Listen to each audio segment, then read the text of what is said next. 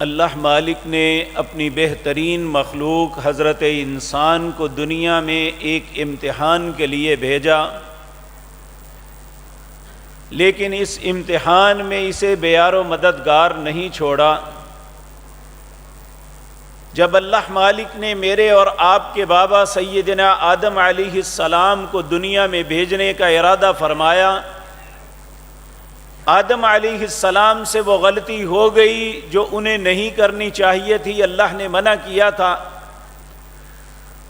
تو انسان ہونے کے ناطے بھول گئے، غلطی ہو گئی، شیطان کے بہکاوے میں آ گئے۔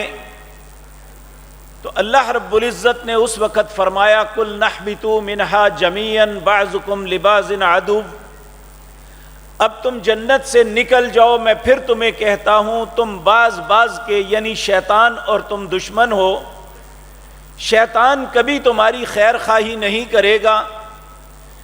پھر اللہ رب العزت نے فرمایا اس دنیا میں رہتے ہوئے فَإِمَّا يَأْتِيَنَّكُم مِّنِّي هُدًى، رہنمائی میں کروں گا، میں تمہیں ہدایت کا رستہ بتاؤں گا، رہنمائی بھیجوں گا۔ فَمَنِ اتَّبَعَ هُدَايَ فَلَا يَضِلُّ وَلَا يَشْقَى، جو اللہ کی دی ہوئی رہنمائی کو قبول کرے گا، اس کے مطابق اپنی زندگی بسر کرے گا، فَلَا يَضِلُّ، وہ کبھی گمراہ نہیں ہوگا، وَلَا يَشْقَى، اور نہ بدبختی اس کا مقدر بنے گی۔ تو میرے عزیز بھائیو، اللہ رب العزت نے کتنی کتابیں ہدایت کی صورت میں نازل کی اور کتنے انبیاء اور رسل کو انسانوں کی رہنمائی کے لیے بھیجا۔ یہ بات حضرت ابو ہریرہ اور برا بن عازب رضی اللہ تعالی عنہما، ان دونوں نے رسول اللہ سے پوچھی، عرض کرنے لگے اے اللہ کے پیارے حبیب صلی اللہ علیہ وسلم، آدم علیہ السلام سے لے کر آپ تک اللہ نے کتنے انبیاء بھیجے؟ نبی مکرم صلی اللہ علیہ وسلم نے اس کا جواب دیا، آپ نے فرمایا 1,24,000۔ دوسرا سوال کیا ان میں صاحب کتاب کتنے تھے؟ عمومی طور پہ مسلمان یہ سمجھتے ہیں کہ شاید اللہ نے 4 کتابیں نازل کی، یہ غلط فہمی ہے۔ اللہ نے مختلف انبیاء کو 315 کتابیں نازل فرمائی تھی، یہ جناب محمد الرسول اللہ نے بتایا صلی اللہ علیہ وسلم۔ پوچھا ان میں صاحب کتاب کتنے تھے؟ آپ نے فرمایا 315۔ وہ 315 کتابیں، ان میں سے 314 کتابیں جو ہیں ان کے حالات دنیا کے سامنے آج مفقود ہیں، دنیا ان کے حالات کو صحیح طریقے سے نہیں جانتی۔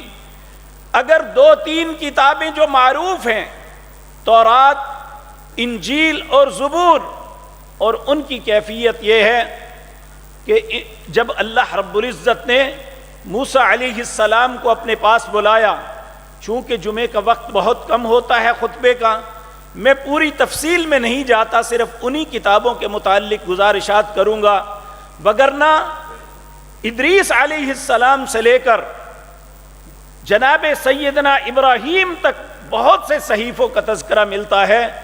وہ انشاءاللہ اگر اللہ نے زندگی دی تو کسی مجلس میں عرض کروں گا۔ تورات، اللہ نے موسیٰ علیہ السلام کو کوہ طور پہ بلایا اور کہا کہ تم اپنے ساتھ کچھ شہادتی لوگ لے کے آؤ۔ 70 اس قوم کے مختلف ذمہ دار اور اچھے سمجھدار اور عقل مند لوگ جو تھے، جو دین کو سمجھنا چاہتے تھے، دین کے متعلق درد رکھتے تھے، ان کو ساتھ لیا اور کوہ طور پہ چلے گئے۔ 40 دن تک وہاں رہے، پھر اللہ رب العزت نے آپ کو تورات عطا فرمائی۔ آپ تورات لے کے جب واپس آئے تو قوم ایک بہت بڑے گناہ میں مبتلا ہو چکی تھی۔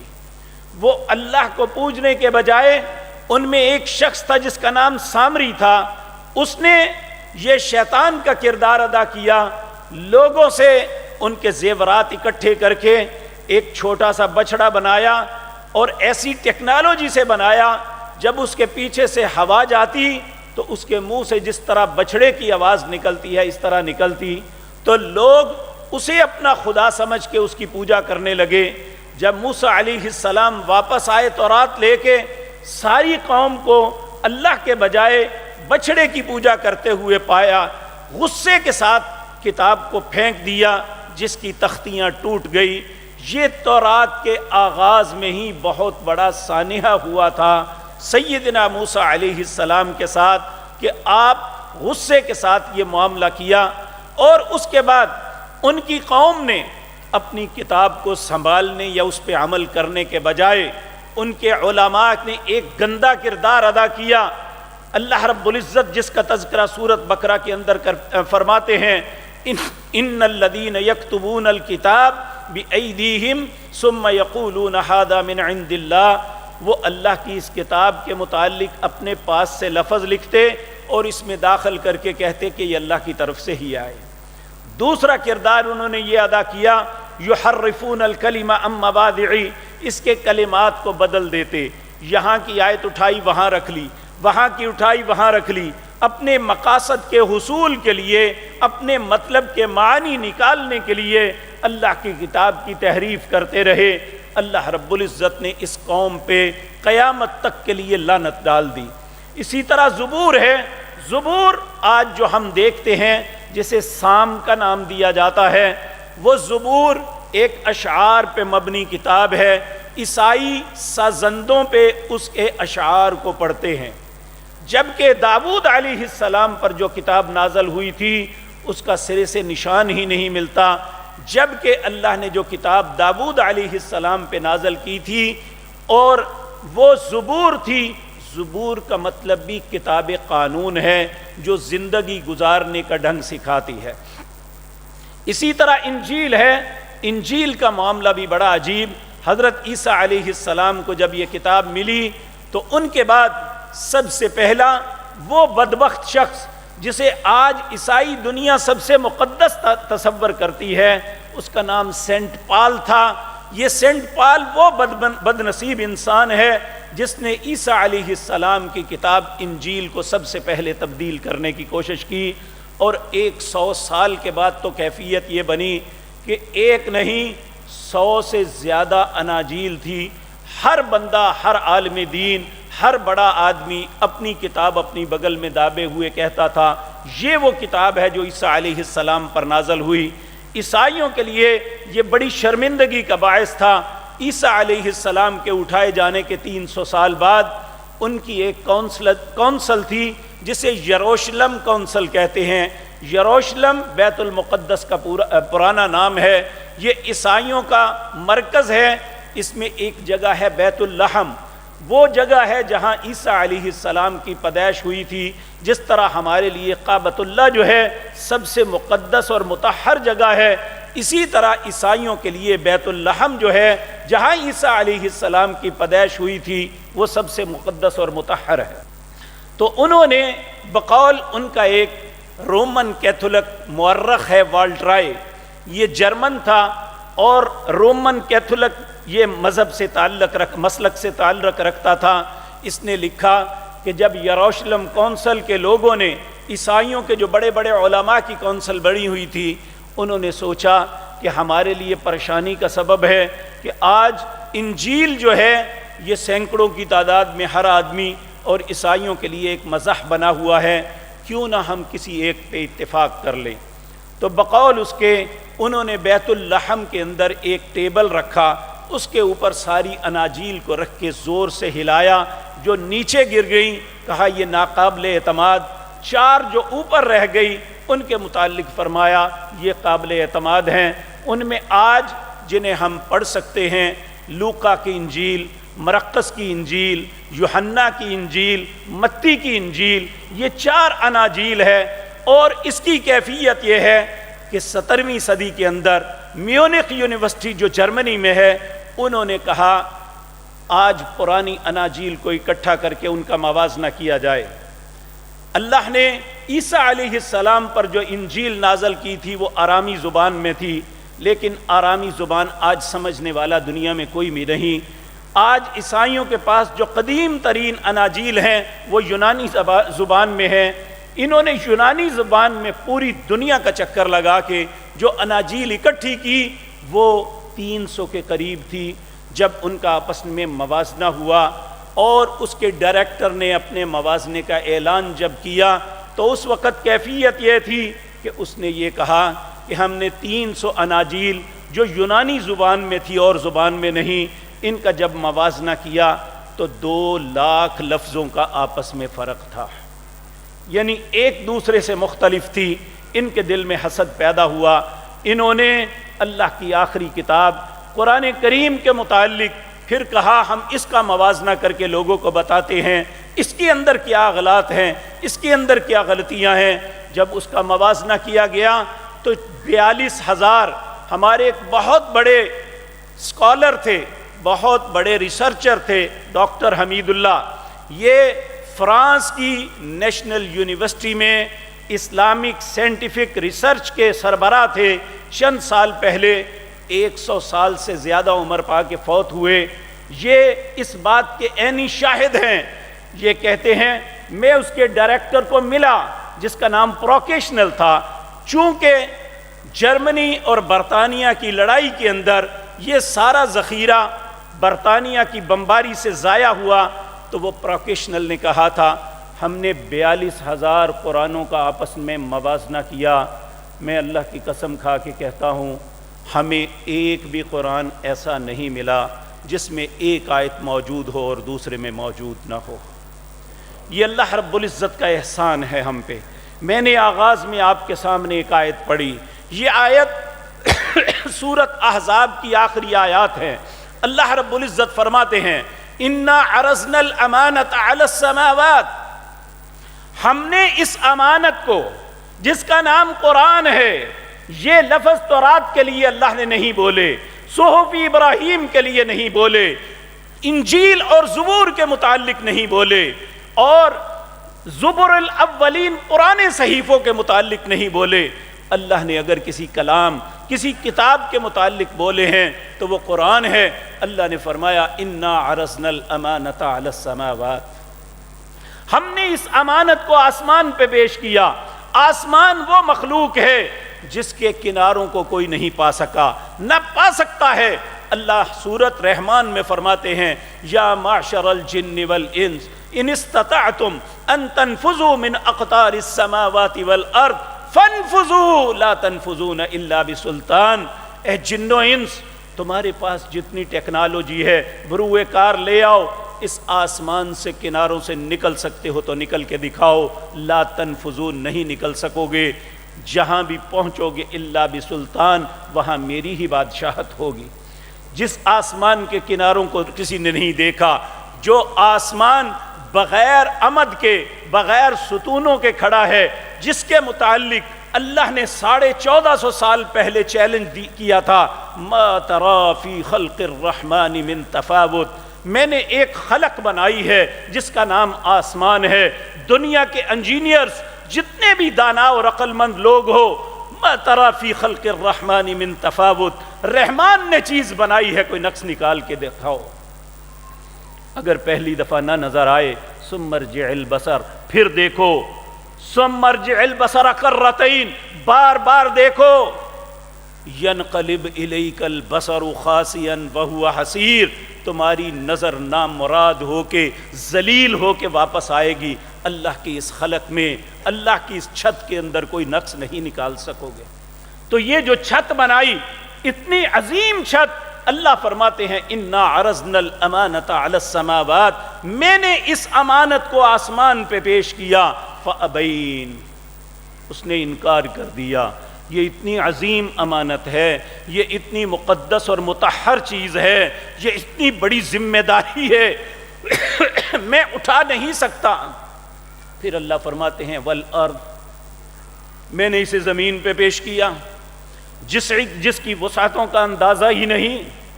فَأَبَيْنَ، زمین نے بھی انکار کر دیا. وَالْجِبَالِ، وہ پہاڑ جن کی بلندیاں اتنی ہیبت ناک ہیں، دیکھ کے انسان خوفزدہ ہو جاتا ہے، جن کی چوٹی کو سر کرنا انسان اپنے لیے عزت و شرف تصور کرتا ہے۔ اللہ کہتے ہیں اس امانت کو میں نے انہیں بھی کہا تم لے لو۔ والجبال فأبین ان یحملنہا، پھر کس نے لیا؟ واشفقن منہا وحملہا الانسان، اللہ فرماتے ہیں انسان نے اپنے ارادے اختیار کے ساتھ اس امانت کو قبول کر لیا۔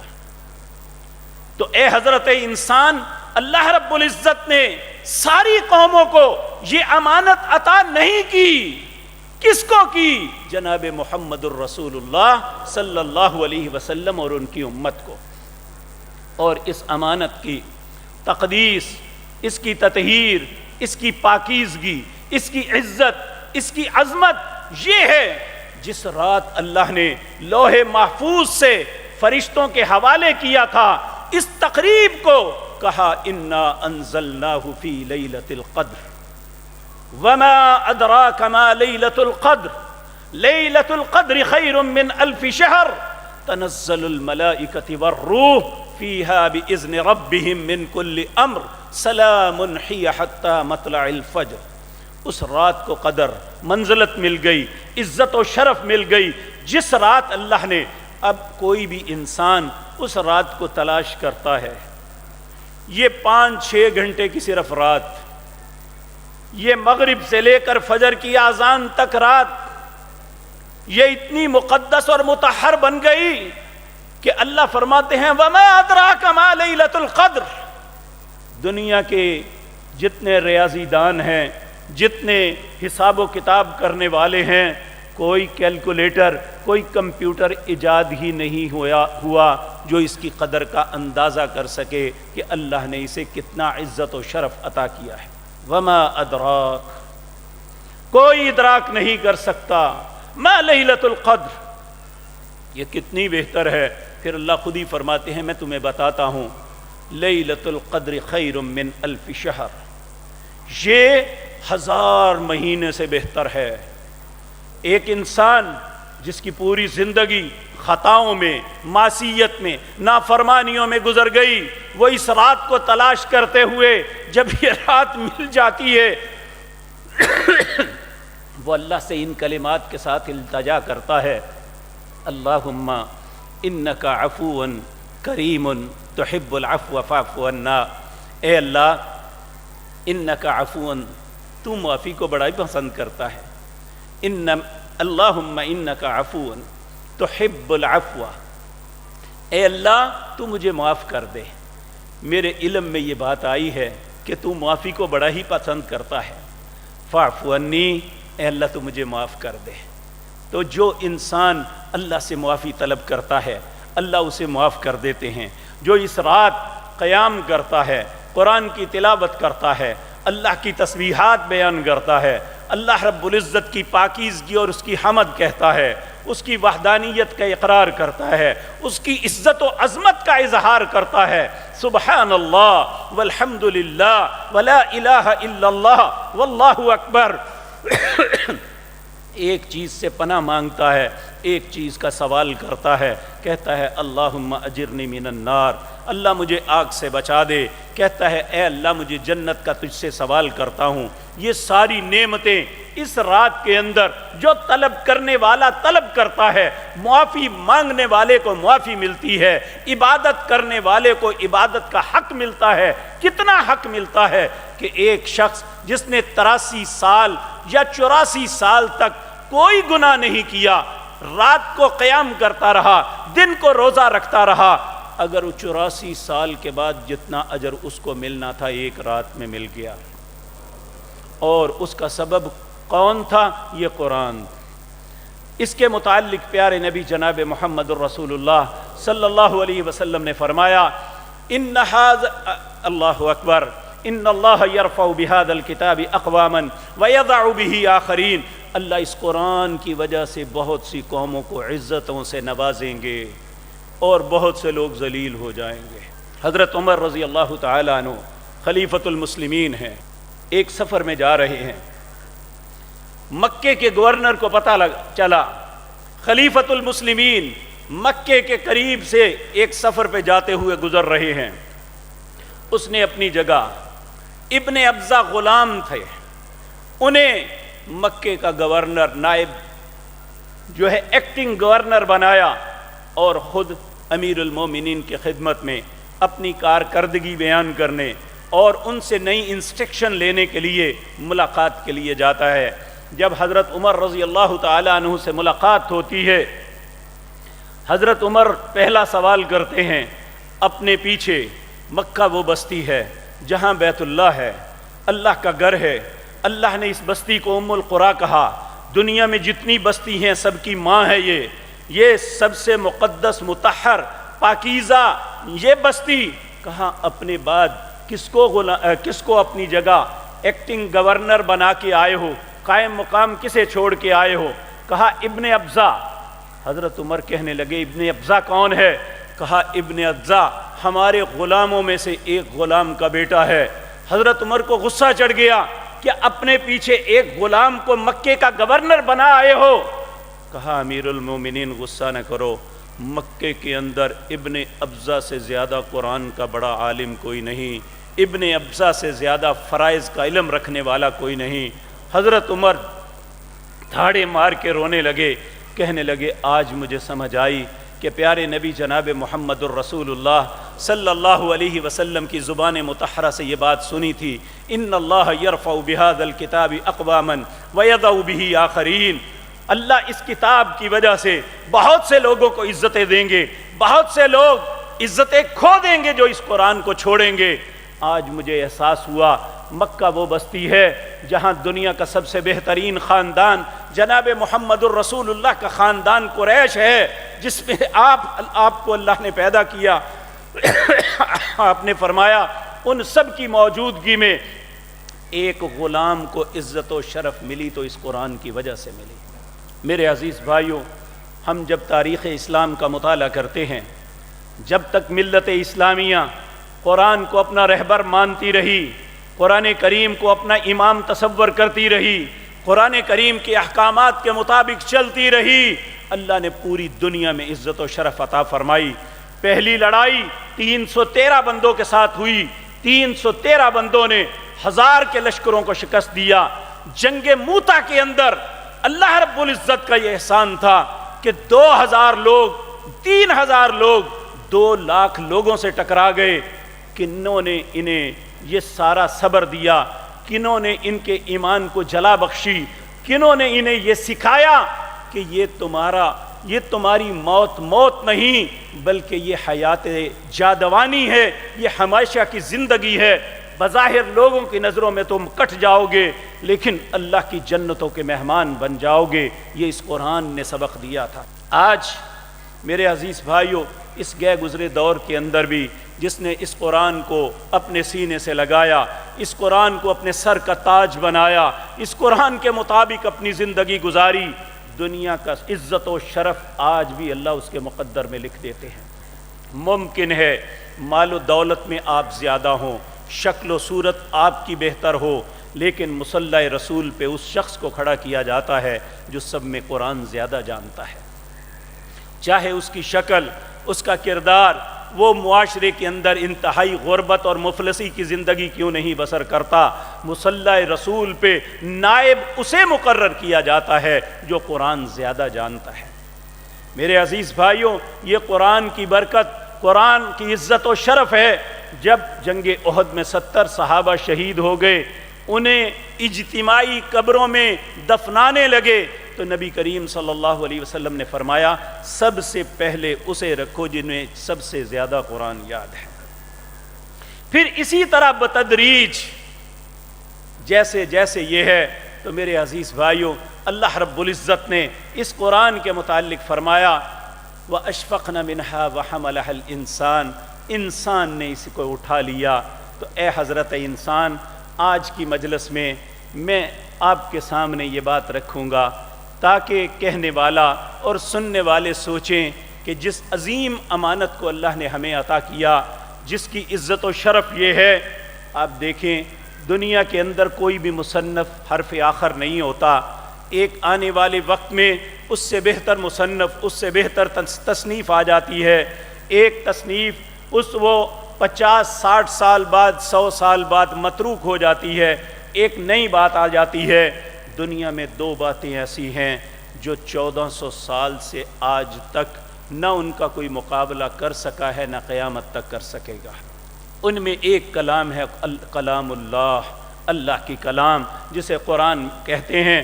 اللہ رب العزت فرماتے ہیں وَإِن كُنتُمْ فِي رَيْبٍ مِّمَّا نَزَّلْنَا عَلَىٰ عَبْدِنَا فَأْتُوا بِسُورَةٍ مِّن مِّثْلِهِ۔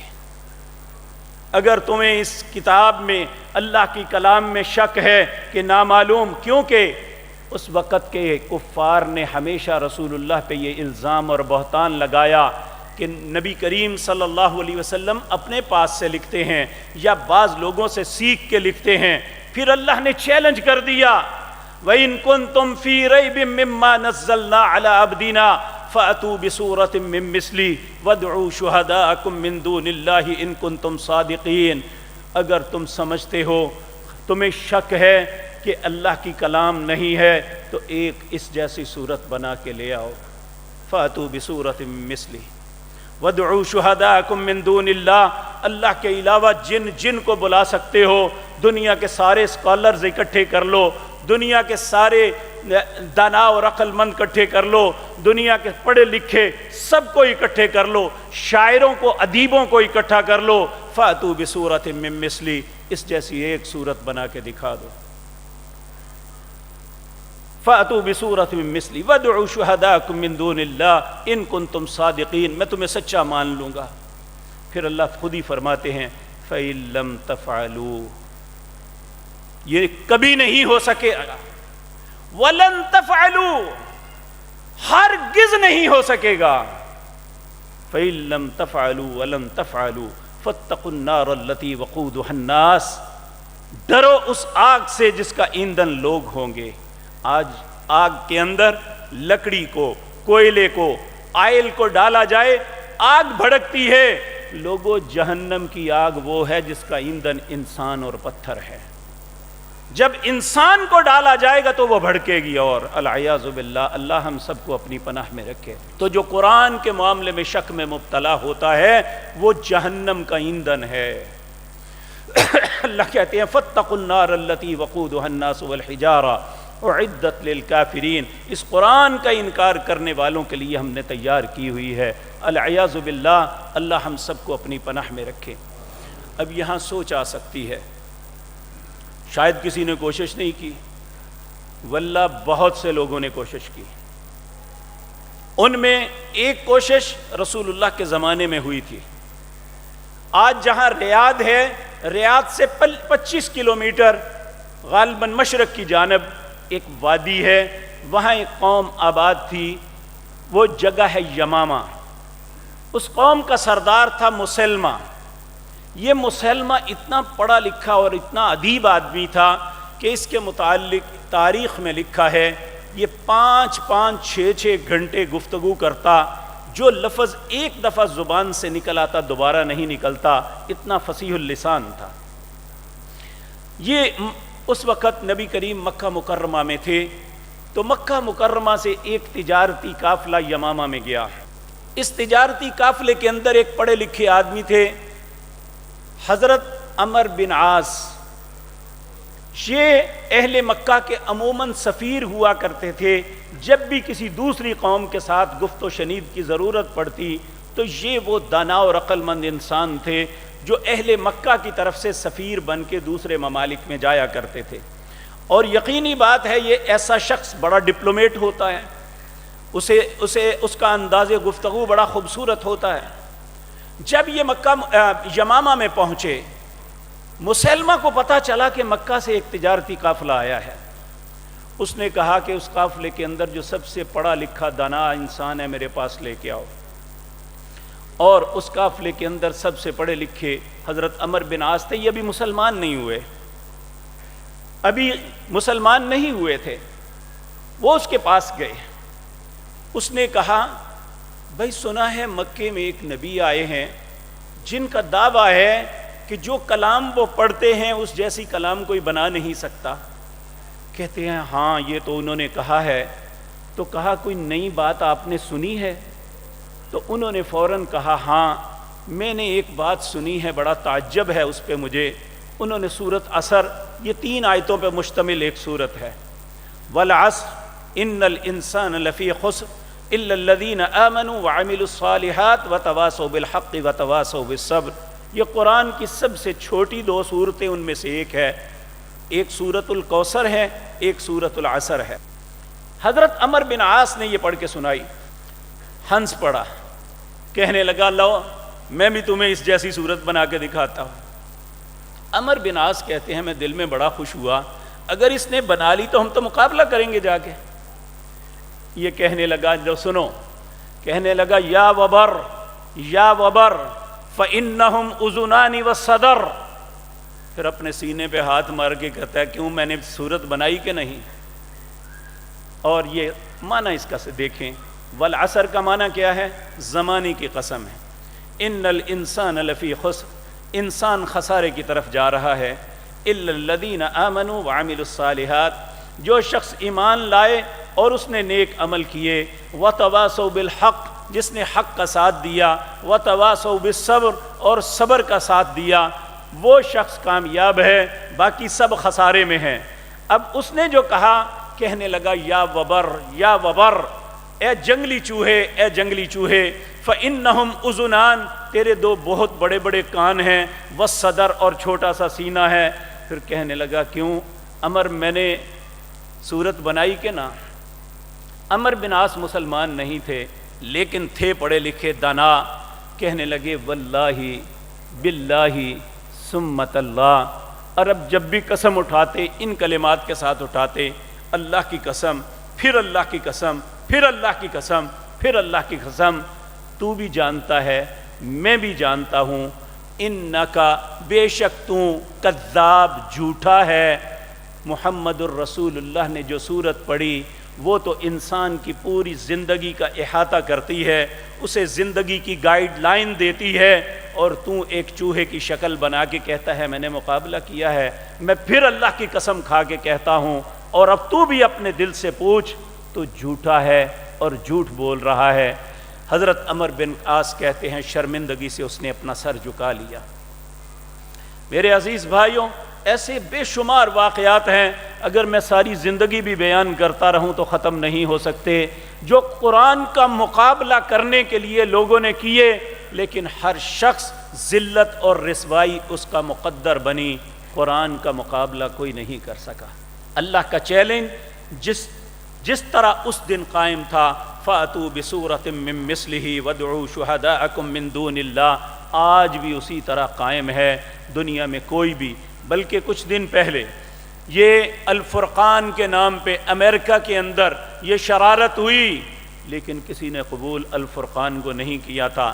اس سے پہلے بشار الاسد نے یہ شرارت کی.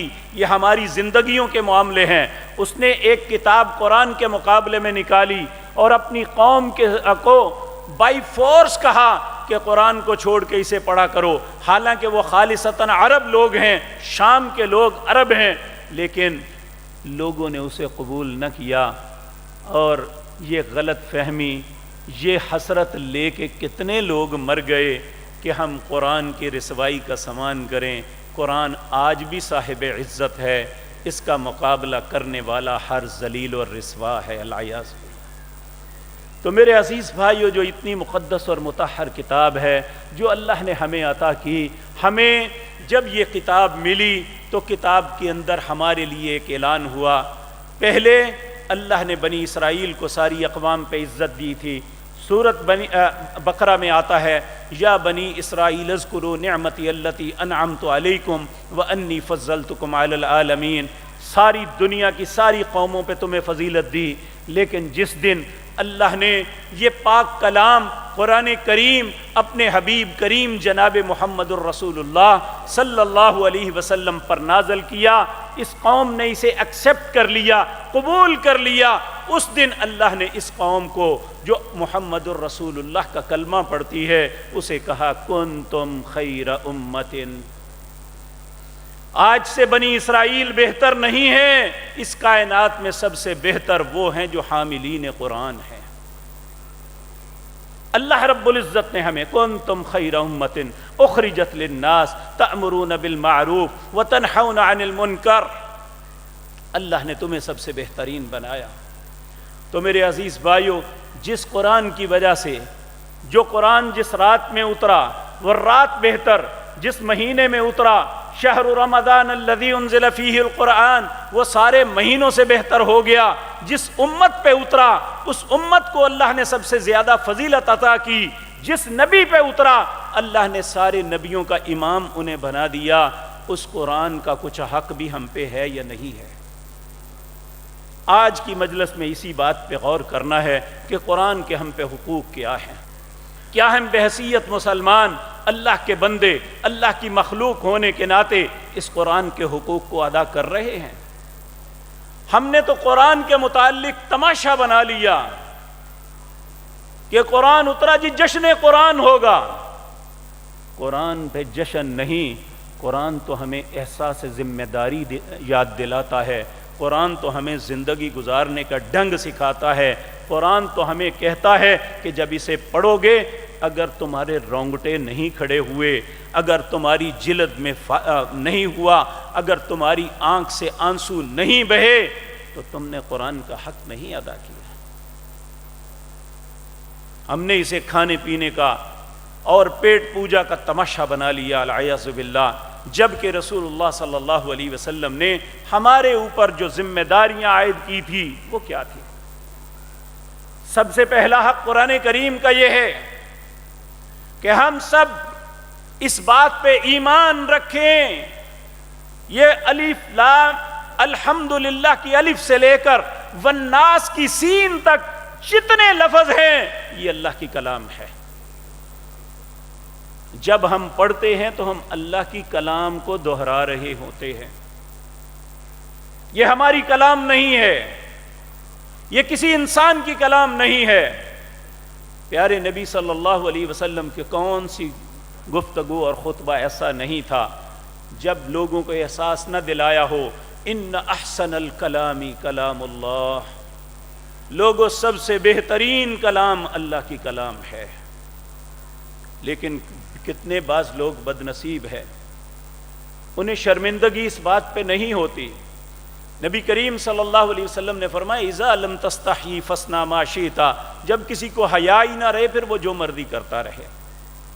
قرآن پہ اعتراض کرنے والے بے حیا ہیں، قرآن کے متشابہات کے پیچھے چلنے والے بے شرم انسان ہیں۔ اللہ رب العزت نے فرمایا هو الذی انزل علیک الکتاب، سورۃ آل عمران ہے، اس کی آیت نمبر 5 ہے۔ عمومی طور پہ ایک عامی انسان ایک بات کرتا ہے کہ دیکھیں جی قرآن ایک، رسول ایک اور اللہ ایک، پھر مختلف کیوں؟ اللہ اس کا جواب دیتے ہیں، اللہ فرماتے ہیں هو الذی انزل علیک الکتاب، اللہ وہ ذات پاک ہے جس نے یہ کتاب محمد الرسول اللہ پہ نازل فرمائی۔ منہ آیات محکمات، اس میں کچھ آتے ہیں محکم جن کا نہ معنی بدلا جا سکتا ہے، نہ تفسیر نہ لفظ۔ لفظ تو بدلا ہی نہیں نہ جا سکتا کوئی بھی، لیکن بعض لوگ معنی اور تفسیر بدلتے ہیں کیونکہ ہم اجمی لوگ ہیں۔ یقین جانیے کل ایک عالم دین کی بات سنی، حدیث بیان کرتا ہے، کہتے ہیں دیکھیں جی موضوعات کبیر شریف میں فلاں حدیث ہے۔ اب عربی میں موضوعات کبیر وہ کتاب ہے جو ملا علی قاری حنفی نے لکھی تھی، اس نے رسول اللہ پہ جتنے بہتان لگائے گئے، جھوٹی روایتیں گھڑی گئیں، وہ ساری اس میں لکھی ہے۔ اگر اس کا پنجابی یا اردو میں ترجمہ کیا جائے تو اس کا مطلب بنتا ہے جھوٹاں دی پنڈ، جسے میں سارا کچھ جھوٹ ہے۔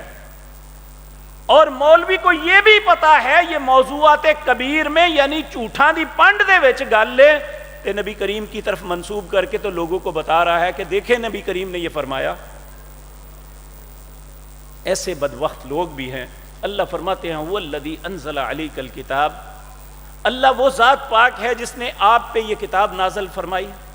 منہ آیات محکمات، اس میں کچھ آیتیں محکم ہیں، وَأُخَرُ مُتَشَابِهَاتٍ، کچھ اللہ نے آزمائش کے لیے متشابہات بھی رکھی ہیں۔ فَأَمَّا الَّذِينَ فِي قُلُوبِهِمْ زَيْغٌ فَيَتَّبِعُونَ مَا تَشَابَهَ، جن کے دلوں میں ٹیڑھا پن ہے وہ متشابہات کے پیچھے چلتے ہیں. ان کا مقصد کیا؟ مِنْهُ ابْتِغَاءَ الْفِتْنَةِ، لوگوں میں فتنہ ڈالیں، وَابْتِغَاءَ تَعْوِيلِ، اور اس کی غلط تعویل کرتے ہیں. حالانکہ وَمَا يَعْلَمُ تَعْوِيلَهُ إِلَّا اللَّهُ، اس کی تعویل اللہ کے علاوہ کوئی نہیں جانتا. وَالرَّاسِخُونَ فِي الْعِلْمِ، جو اللہ سے ڈرنے والے عالم دین ہیں، یقولون آمنا بہ کل من عند ربنا، وہ کہتے ہیں یہ ہمارے رب کی طرف سے ہے، جو بھی ہے ہماری عقل میں آتی ہے یا نہیں ہم تسلیم کرتے ہیں، میرے رب نے کہا ہے یہی سچ ہے. والراسخون فی العلم یقولون آمنا بہ کل من عند ربنا وما یتذکر الا اولو الالباب. یہ نصیحت عقل والوں کے لیے ہے، تو اللہ ہمیں بھی عقل نصیب فرمائے. تو میرے عزیز بھائیوں، سب سے پہلا قرآن کا حق یہ ہے کہ ہم اسے اللہ کی کلام تصور کریں اور اس پہ ایمان رکھیں. اللہ رب العزت سورۃ بقرہ اس کی پہلی آیات جو 5 ہے ان میں اللہ کیا کہہ رہے ہیں؟ الف لام میم ذالک الکتاب لا ریب فیہ ھدی للمتقین الذین یؤمنون بالغیب ویقیمون الصلاة ومما رزقناہم ینفقون والذین یؤمنون بما انزل الیک وما انزل من قبلک وبالآخرۃ ہم یوقنون اولئک علی ھدی من ربہم واولئک ہم المفلحون. اللہ فرماتے ہیں ذالک الکتاب، یہ کتاب ایسی ہے لا ریب فیہ، اس میں شک نہیں، ھدی للمتقین، جس کے دل میں خوف خدا ہوگا یہ ہدایت اسے دے گی. جس کے دل میں خوف خدا نہیں، وہ ممبر پہ کھڑے ہونے والا عالم دین کیوں نہیں، یہ اسے ہدایت نہیں دیتی. ھدی للمتقین الذین یؤمنون بالغیب، کون ہے فلاح پانے والے؟ جو غیب پہ ایمان رکھتے ہیں، جنت نہیں دیکھی، اللہ کی ذات کو نہیں دیکھا، جہنم کو نہیں دیکھا، قرآن کو اترتے ہوئے نہیں دیکھا، لیکن ہمیں یقین ہے کہ بتانے والے سچے تھے جناب محمد الرسول اللہ صلی اللہ علیہ وسلم. الذین یؤمنون بالغیب ویقیمون الصلاۃ، نماز کو قائم کرتے ہیں، ویؤتون الزکاۃ، زکوٰۃ کو دیتے ہیں، ومما رزقناہم ینفقون، جو اللہ نے رزق دیا ہے اس میں سے خرچ کرتے ہیں. پھر فرمایا والذین یؤمنون بما انزل الیک، وہ جو ایمان رکھتے ہیں جو اللہ نے محمد الرسول اللہ پہ نازل کیا، وما انزل من قبلک، اور آپ سے پہلے جو نازل ہوا، وبالآخرۃ ہم یوقنون، آخرت پہ یقین رکھتے ہیں. اللہ فرماتے ہیں اولئک علی ھدی من ربہم واولئک ہم المفلحون، یہی ہدایت یافتہ ہیں اور یہی فلاح پانے والے ہیں. اللہ ہمیں بھی اس رستے پہ چلا دے. ایک جگہ اللہ رب العزت نے نبی کریم کا نام لے کے کہا والذین آمنوا بما نزل علی محمد وہو الحق من ربہم، لوگوں جو اللہ نے محمد الرسول اللہ پہ نازل کیا صرف وہ حق ہے، کسی مولوی پیر امام کی بات حق نہیں ہے. حق کیا ہے؟ وآمنوا بما نزل علی محمد وہو الحق من ربہم، جو تیرے رب کی طرف سے جناب محمد الرسول اللہ پہ نازل ہوا حقیقتاً وہی حق ہے. اور کیا نازل ہوا؟ وہ اللہ کی یہ کلام قرآن کریم ہے. تو اللہ رب العزت ہمیں اس پہ ایمان کی توفیق عطا فرمائے. اور ایمان کے متعلق بارہا مرتبہ عرض کر چکا، ایمان تب تک نہیں تسلیم ہوتا جب تک اقرار باللسان و تصدیق بالقلب و عمل بالجوارح، زبان سے جس بات کا اقرار کرتا ہے دل اس کو سچا جانتا ہے، انسان عمل کر کے دکھاتا ہے کہ جس بات کا اقرار کرتا ہوں اس کے مطابق عمل بھی کرتا ہوں. اللہ ہم سب کو عمل کرنے والا بنائے. دوسرا قرآن کا حق وہ ہے قرآن کی تلاوت کرنا. اللہ رب العزت قرآن کریم سورۃ فاطر میں فرماتے ہیں ان الذین یتلون کتاب اللہ واقاموا الصلاۃ وانفقوا مما رزقناہم سرا وعلانیۃ یرجون تجارۃ لن تبور. جو لوگ یہ 4 کام کرتے ہیں، پہلا کام اللہ کی کتاب کی تلاوت کرتے ہیں، وَأَقَامُوا الصَّلَاةَ نماز ادا کرتے ہیں، وَأَنفَقُوا مِمَّا رَزَقْنَاهُمْ اور جو اللہ نے رزق دیا ہے اس میں سے خرچ کرتے ہیں، سرًّا وعلانیہ چھپ کے بھی کرتے ہیں، اعلانیہ بھی کرتے ہیں۔ فرمایا یرجون تجارۃ لن تبور، جو انہوں نے ایسی تجارت کی ہے جس میں نقصان کا اندیشہ ہی کوئی نہیں، فائدہ ہی ہے۔ اور ایک دوسرے مقام پہ سورۃ بقرہ میں اللہ فرماتے ہیں الذین آتیناہم الکتاب یتلونہ حق تلاوتہ، اللہ نے جن لوگوں کو کتاب دی ہے وہ اس کی تلاوت کا حق ادا کرتے ہیں۔ اس کی تلاوت کا حق کیا ہے؟ کہ اپنے دن کا آغاز اللہ کی پاک کلام سے کیا جائے۔ اللہ رب العزت فرماتے ہیں ان قرآن الفجر کان مشہودا، یہ فجر کے وقت جو قرآن پڑھا جاتا ہے یہ مشہود ہے، اللہ کی بارگاہ میں حاضر کیا جاتا ہے۔ اور قرآن کریم کو پڑھنا کتنا محبوب عمل ہے۔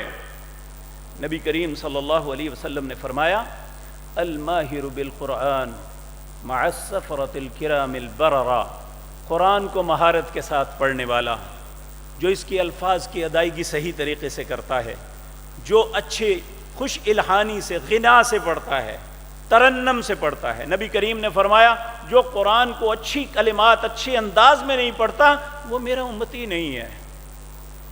اور آج بدقسمتی سے میرے بھائیوں، میں آپ سے سوال نہیں کرتا، لیکن آپ اپنے دل سے سوال ضرور کریں کہ ہمارے سال کے اندر کتنے دن تھے جب ہم نے اس اللہ کی کلام کا یہ حق ادا کیا کہ ہمارا دن کا آغاز یا دن کا کوئی بھی حصہ جس میں ہم نے قرآن پڑھا۔ اور اللہ نے بہت بڑا مطالبہ نہیں کیا، کہا جو شخص ایک دن میں 11 آیات کی تلاوت کر دیتا ہے اللہ اس کو غافلوں سے نکال دیتے ہیں۔ وہ انسان غافلوں میں نہیں لکھا جاتا۔ لیکن میرے بھائیو، جب ہم اپنے دل سے سوال کریں گے نا تو شاید ہم میں سے بہت سے لوگوں کو اپنی زندگی اپنے معاملات میں شرمندگی ہو کہ میں اللہ کا یہ مطالبہ بھی نہیں پورا کر سکا۔ ہم اللہ سے اجر کی امید تو رکھتے ہیں، اللہ سے جنت کے طالب تو ہیں، لیکن کچھ بھی نہ کر کے کہ کریں بھی کچھ نہ، اللہ کے احکامات کا مذاق اڑائیں اور ان باتوں پہ تمسخر اور ٹھٹھا کریں، اور پھر یہ بھی سمجھے کہ اللہ ہمیں اجر سے نوازیں گے۔ میرے بھائیو، اللہ نے نماز کی فرضیت اس لیے کی ہے کہ ایک انسان جب نماز پڑھتا ہے تو کم از کم اگر وہ 5 وقت پڑھتا ہے 11 نہیں کئی 11 آیتیں پڑھ لے گا، کم از کم وہ غافلوں سے تو نکل آئے گا، قرآن کا یہ حق تو ادا ہو جائے گا۔ اب یہاں ایک اور کنفیوژن آتی ہے، ایک آدمی وہ ان پڑھ ہے یا اس نے جوانی میں نہیں پڑھا، اب بڑھاپا آ گیا، لفظ کو پڑھنے کی کوشش کرتا ہے، زبان پہ نہیں چڑھتا۔ ہمارے معاشرے میں کہتے ہیں یار قرآن کی نہ اس طرح پڑھو، گناہ گار ہو جاؤ گے۔ اللہ کہتے ہیں غلط نہ کہو، جو شخص قرآن کو پڑھتا ہے لفظ اس کی زبان پہ نہیں چڑھتا پھر بھی وہ کوشش کرتا ہے غلط سلط لفظ زبان سے ادا کرتا ہے، اللہ کہتا ہے صحیح پڑھنے والے کو اگر 1 اجر ملے گا تو اسے میں 2 اجر عطا فرماؤں گا۔ قرآن پڑھنے والا گناہ گار نہیں ہو سکتا، قرآن پڑھنے والا ہمیشہ خیر ہی پاتا ہے۔ نبی کریم صلی اللہ علیہ وسلم نے فرمایا قرآن کا 1 حرف پڑھنا اللہ ہر نیکی کے بدلے فلہ 10 امثالھا 10 کے ساتھ ملٹیپلائی کرتے ہیں۔ لیکن یہ یاد رکھیں الف لام میم آپ نے ترتیب بنا کے کہا، الف لام میم یہ 1 حرف نہیں ہے، الف 1 حرف ہے، لام 1 حرف ہے، میم 1 حرف ہے۔ جب صرف اتنا پڑھتا ہے اللہ 30 نیکیاں اس کے نامہ اعمال میں لکھ دیتے ہیں۔ تو قرآن کا دوسرا حق کیا ہے؟ اس کی تلاوت کو کیا جائے، اور قرآن کا تیسرا حق اس کو سمجھا جائے۔ اس کا ترجمہ ہم عجمی ہیں، ہمیں پتہ نہیں چلتا۔ آپ نے عربوں کو قرآن پڑھتے ہوئے سنتے ہوئے سنا ہوگا، حرم یا مسجد نبوی میں جب عذاب کی آیتیں آتی ہیں تو لوگ چیخیں مار کے روتے ہیں، العیاذ باللہ۔ لیکن ہم سنتے ہیں اکتاہٹ سے، کیونکہ ہمیں پتہ ہی نہیں چلتا وہ کیا رہے ہیں۔ اللہ رب العزت ہمیں کہتے ہیں افلا یتدبرون القرآن، یہ قرآن پہ تدبر کیوں نہیں کرتے، اسے سمجھتے کیوں نہیں؟ ام علی قلوب اقفالھا، کیا تمہارے دلوں میں تالا پڑا ہوا ہے؟ تو تیسرا حق یہ ہے کہ قرآن کو سمجھنے کے لیے اس کا ترجمہ پڑھا جائے، تاکہ ہمیں پتہ چلے ہمارا رب ہمیں مخاطب ہے، کیا کہہ رہا ہے۔ یقین جانیے آج جو ہمارے کھیل تماشے ہیں نا، صرف اسی لیے کہ ہمیں اللہ کے حکموں کا پتہ نہیں۔ نبی کریم صلی اللہ علیہ وسلم کے زمانے میں بعض اعراب اس طرح کے بےہودگی کرتے تھے، نہ مسجد میں ان کی خرمستیاں ختم ہوتی تھی نہ باہر۔ اللہ رب العزت نے فرمایا الاعراب اشد کفرا ونفاقا واجدر الا يعلم حدود ما انزل اللہ علی رسولہ، یہ اعراب کے لوگ کفر اور منافق میں اتنے سخت ہوتے ہیں، انہیں پتہ ہی نہیں اللہ کی حدیں ہیں کیا، انہوں نے دین کو تماشا بنایا ہوا ہے۔ الذین اتخذوا دینہم حزوا ولعبا، کتنے بد نصیب ہیں لوگ جنہوں نے دین کو کھیل اور تماشا سمجھا ہوا ہے، اللہ کے کسی بھی حکم کے سامنے تمسخر اور مذاق بنا دیتے ہیں۔ تو میرے عزیز بھائیوں، پانچواں قرآن کا حق ہم پہ یہ ہے کہ ہم سوچیں، اللہ کے احکامات جب سمجھ آ جائیں پھر اس پہ غور و فکر کریں۔ اللہ رب العزت فرماتے ہیں ان فی خلق السماوات والارض واختلاف اللیل والنہار لآیات لأولی الالباب الذین یذکرون اللہ قیاما وقعودا وعلی جنوبہم ویتفکرون فی خلق السماوات والارض ربنا ما خلقت ھذا باطلا۔ اللہ کے بندے جو ہیں وہ غور و فکر کرتے ہیں، اور پھر جب انہیں سمجھ آتی ہے تو وہ سمجھتے ہیں اللہ نے ہمیں فضول نہیں بنایا ہوا، زندگی کھیل تماشے کا نام نہیں ہے، زندگی تدبر، تفکر، سوچنے، غور کرنے۔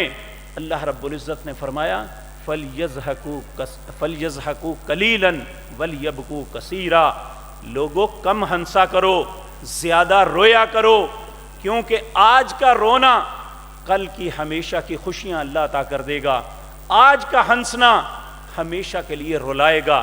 نبی کریم صلی اللہ علیہ وسلم نے فرمایا اللہ دو خوف کسی انسان کے دل میں جمع نہیں کرے گا، جو دنیا میں اللہ سے ڈرتے ہوئے دن گزارتا رہا، اللہ قیامت کے دن ہمیشہ کے لیے اسے بے خوف کر دے گا۔ جو دنیا میں بے خوف زندگی بسر کرتا رہا، اللہ اسے ایسا ڈرائے گا جیسا کسی نے نہیں ڈرایا ہوگا۔ تو میرے عزیز بھائیو، آخری حق جو ہمارے لیے بہت اہم ہے وہ کہنے والا ہے یا سننے والے، جو اللہ نے ہم پہ کتاب نازل کی جس میں بے شمار احکام ہے، بہت سی چیزیں جو ہمیں حلال کی ہیں، بہت سی چیزیں جس سے ہمیں منع کیا ہے، جو انسان ان پہ عمل کرتا ہے وہ قرآن کے حقوق کو ادا کرنے والا ہے۔ اور یہ بات آخر میں یاد رکھیں، قرآن کریم قیامت کے دن یا ہمارے حق میں یا ہمارے خلاف گواہی دے گا۔ جنہوں نے قرآن کے احکامات پہ عمل کیا ہوگا، قرآن ان کے حق میں گواہی دے گا۔ اللہ کے بارگاہ میں جس طرح وکیل عدالت میں اپنے موکل کے متعلق لڑتا ہے، قرآن اللہ کی بارگاہ میں جھگڑا کرے گا، اے اللہ یہ تیرا بندہ، اس نے مجھے پڑھا، اس نے مجھے سمجھا، اس نے مجھ پہ تدبر کیا، اللہ اس نے مجھ پہ عمل کیا، آج اس کی غلطیوں پہ اسے سزا نہ دینا، اے اللہ میں اسے جنت میں ساتھ لے کے جاؤں گا۔ اللہ ہمیں قرآن پہ عمل کرنے والا بنا دے۔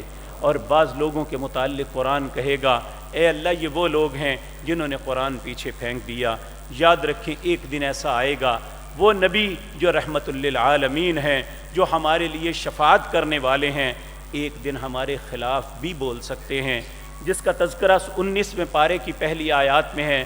وقال الرسول یا رب ان قوم اتخذوا هذا القرآن مہجورا، اے اللہ یہ وہ قوم ہے جنہوں نے قرآن کو پیچھے پھینک دیا تھا۔ ہم نے قرآن کو کمر کرنے کو پیچھا سمجھ لیا، حالانکہ قرآن کا پیچھا یہ ہے کہ اس کے احکامات کو پس پشت ڈال دینا۔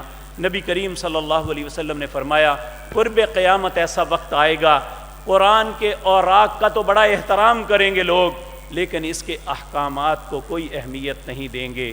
اے یہ آپ نے فرمایا ان من اشرار الناس، یہ میری امت کے بدترین لوگ ہیں۔ اللہ ہمیں ایسی خباثت سے محفوظ رکھے، قرآن کے حقوق کو سمجھنے اور ان کو ادا کرنے کی ہمیں توفیق عطا فرمائے۔ اقول قولی ھذا واستغفر